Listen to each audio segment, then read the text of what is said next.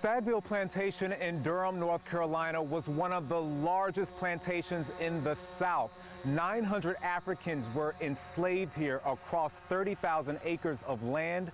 Slaves also built their homes on this property. There were 4 rooms, 8 to 10 people per room. This is the Holman slave quarters, named after an enslaved family who lived here against their will back in the 1800s. In many ways, like I can touch what they touch. Georie Holman Bryant first visited the site on a 5th grade field trip, but recently the 36-year-old learned his family is deeply connected.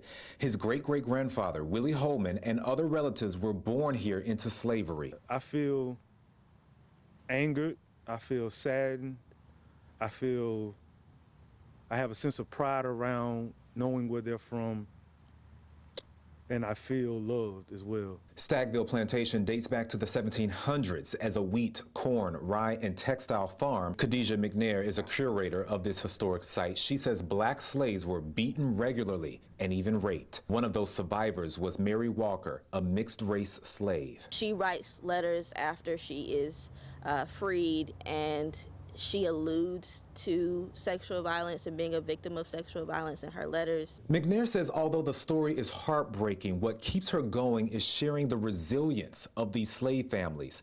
After emancipation, some stayed on the property as sharecroppers. Others turned their skill sets in carpentry, masonry, and textiles into thriving businesses. So the Harts, for example, they start a store in this building. And eventually, one of the sons of the Hart family moves that store into Durham and onto Black Wall Street. Today, a lot of Stagville's property has been sold and transformed into an industrial hub.